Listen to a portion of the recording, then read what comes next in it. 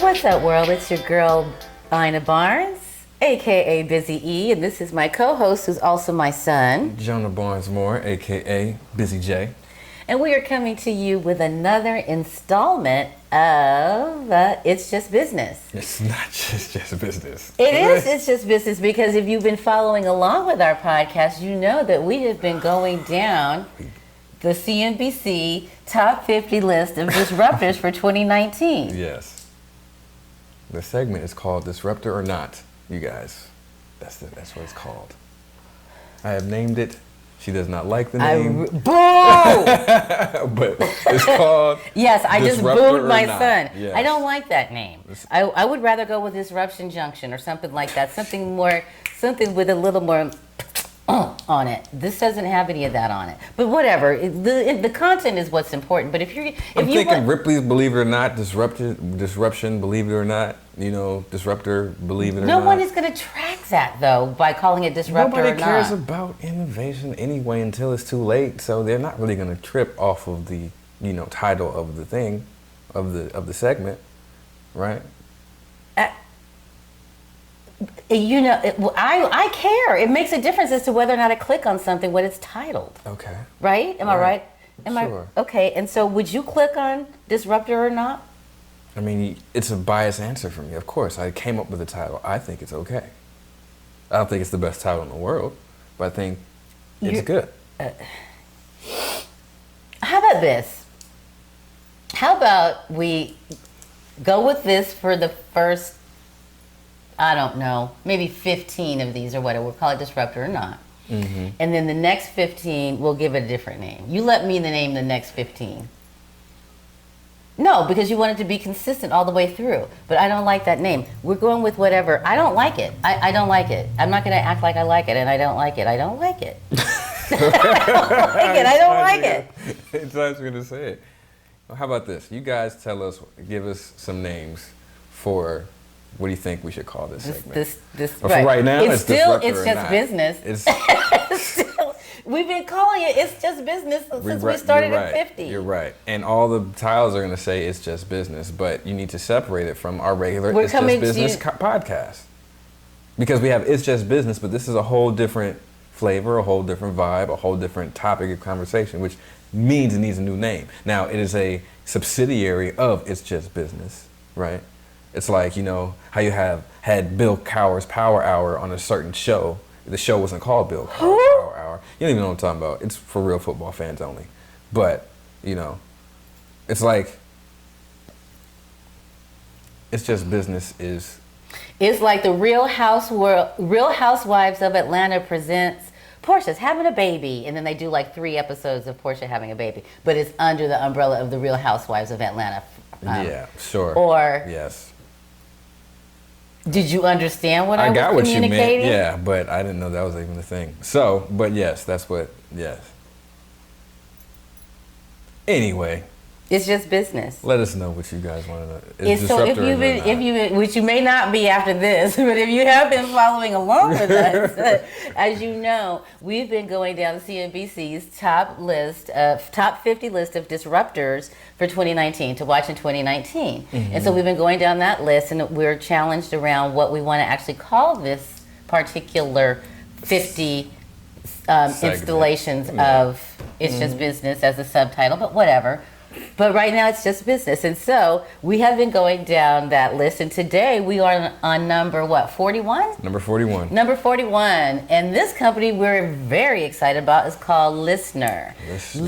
LISNR is a company that is sending inaudible data over audio tone.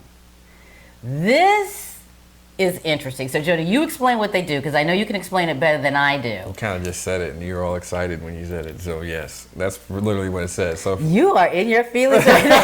You don't need to really get out your feelings for us to get through this. Well, LISNR, I'm literally going to read the sentence. LISNR is a way to transmit data using sound that's inaudible, but allows for easy and secure transmission between 2 devices, right? Currently available on iOS, currently available on Android. Now, this is a big deal.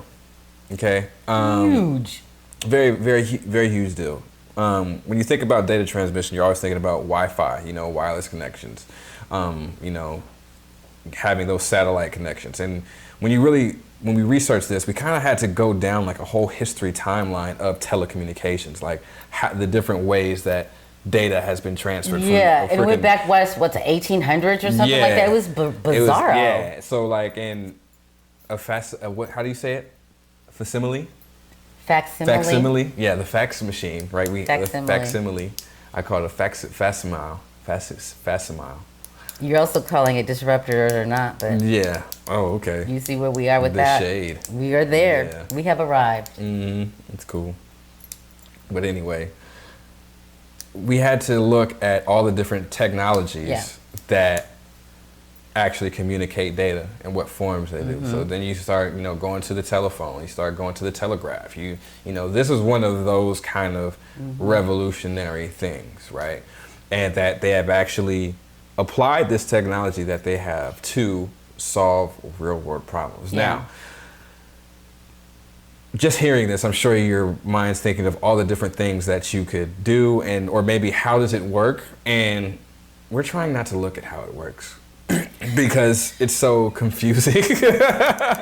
Right? Yeah, that's why. Yeah, it's just, you know, it takes too much time for us to explain it to y'all. In a nutshell, y'all don't have that kind of time. In a nutshell, if any device with a speaker and any device with a phone, a microphone, to actually send and receive the message is capable of sending data through sound, right? And because it's inaudible, we can't hear it with our own ears, but our devices can pick it up. And our dogs probably can. Maybe. We don't know that yet. We're looking into that, but we don't know.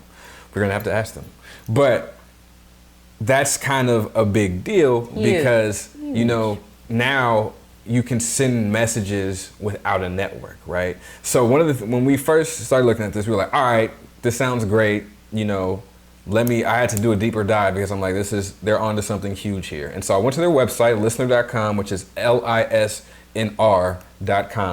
went to their frequently asked questions, and one of the questions was, do I need a network to send data over sound? They were like, no. As long as, you know, the device is in range, then it can hear it and get that data. So that is really, really cool. So now service almost doesn't really matter, right? But here's the catch. Is this the gotcha? Here's the catch. It's about the range, right? So the biggest barrier that I see in my crystal ball is that they're going to have to find a way to make the range a lot farther, or create an ecosystem where you're never out of range. Those are the two things that they have to do in order for it to really thrive. But now we can get into the conversation, which I think we all know the answer. Is this company disruptive? But before you leave that, what it kind of brings to mind when you talk about, you know, creating an ecosystem, to me, it's the same thing as now we know that there are cameras everywhere. There are cameras every place that you go. So you are never out of the range of a camera, ever. So it's that same kind of thing. And so to me, like that ecosystem, you know, is right, you know, that's not going to be that hard to figure out. No, it won't be that hard to figure out, but getting it adopted and scaling it, right? So now you have to think of literally the data traffic of sound, and will it cause a lot of sound waves, and you know, that our dogs can hear. So our dogs are going crazy because 1,000,000 miles a minute sounds being transmitted in all of these public places. So, you know, it's those little things, but the infrastructure is there. It's about getting their technology adopted in place so they can actually scale this revolution of transferring data through sound. Because one of the great examples that it gave, which really shows you the benefit of transferring data through sound, is like, imagine yourself in like a parking garage that's 20 stories underground, and you know, you need to send a text to somebody that's, you know, maybe a couple, on the 20th floor? On the 20th floor or something like that, and you send a little message, and that sound wave actually reaches them, and it didn't require, even though your phone didn't have service, the message still went through, because their phone was in range to actually receive that, you know, audio tune. So that is really, really cool and really, really groundbreaking. Now, I'm sure you're as excited as we are, and you want to learn more, definitely go to LISNR.com. Their website doesn't do them justice. They need more videos. They need more videos. They need more like case studies. They really need to put this on like Front Street because they're onto something huge. But now we're to the question, are they a disruptor or not? Because this is Disruptor or not. So, not to be confused with Disruption Junction. So, when we look at disruption, if you've been watching the show, you know this, but if this is your first time, we look at disruption and identify it by our theory that we came up with, which is the counter-innovation theory. Simply gives people a process for innovation to make it simple, efficient, and predictable. But one of the things that separates us apart from all the other theories is that we redefine disruption. And we identify that disruptors, you know, of our time, the Facebooks, the Apples, the Amazon, Netflix, Googles, Ubers, Lyfts. That's his Mount Rushmore. The Mount Rushmore, the Fangool, you know, of innovation of our time, or disruption, I should say, of our time. They do one of these three things. They either challenge the status quo, they either develop the disruptive technology, or they addressed high priority, unrecognized pain points that we didn't know we had, latent pain points that became realized because of this product or service. So we've been going through this list of the Disruptor 50 and putting those names to the test, if you will. Yeah. And so we are now number 41 with LISNR. And so we're going to get started with challenging the status quo. Yes. That's an absolute yes. Absolutely challenging. Because we all know data transmission is all basically through the internet. Like, you know, that's the way that you transfer data. That's the way you send messages. You use Wi-Fi, internet connection. This is saying, forget the internet. We don't need it. We're doing it basically through sound, right? No network, no Wi-Fi or anything needed. That is off the rip challenging the status quo. And it's definitely going to have to change the way businesses conduct business. Absolutely. Especially since one of their benefits that they're saying is that it's way more cost efficient. It's cost effective to send it through sound. And so if that's the case, then you're going to see a revolution of people like, hey, we need to optimize our business, so we're going to have to go with transferring data through sound. Right. And this, I think, did you mention this? That I think one of the key areas, the main area that they're focusing on right now is payments, retail payments. Yes, exactly. So they're focusing on like walking into wherever and, you know, being able to just make a payment. Transferring audio. Through your phone. Yeah. So like imagine like kind of those cashierless stores. That's where they're trying to get to, right? So you like, for example, I don't know if this is exactly what they're doing, but it's like you pick up a item that you want to purchase, and it makes a noise, sends it to your phone or whatever, and then that's how, you know, it pays your account. They're also doing peer-to-peer, right? So we have our phones just together, like, oh, you know, no more Venmo where it's that third part. Well, I don't know if they're there yet. If they're there, that'd be cool, because I'm a cryptocurrency guy. Now, if you can get that sound to send cryptocurrency, like peer-to-peer, doing something humongous. But anyway, they can send peer-to-peer here, right? So if, like similar to a Venmo or Cash App or whatever, you know, you can do that through sound, not the internet, right? So if the internet crashes, and I think that's what like a lot of people that, you know, believe like the next thing, like the world will come to shambles when the internet crashes. It's like, well, as long as we can transmit data through sound, we're okay. You know? So that's the benefit right there. My device continues to work, whether it be my laptop or my phone or my right. I mean, you know, that's just, my device works. That's just power and electricity. But other than that, it's like if I can generate sound and you're in proximity of that sound, then you know. Yeah. So as you can see, that's challenging the way we do everything. That's challenging the processes. That's challenging, you know, everything. The business models, you know, of how you actually monetize data. Because now if it's sound, it's like, how are you going to monetize, you know, sound waves? And, you know, not unlike music, right? It's more like, how are you have to think in a new way, and new problems and arise out of this. So yes, absolutely, they challenge the status quo. Now, did they develop the disruptive tech? This is a yes, and I'm going to get to why, but I want to like go through the process of elimination for most people, because they're like, they didn't create no microphones. No, they did not.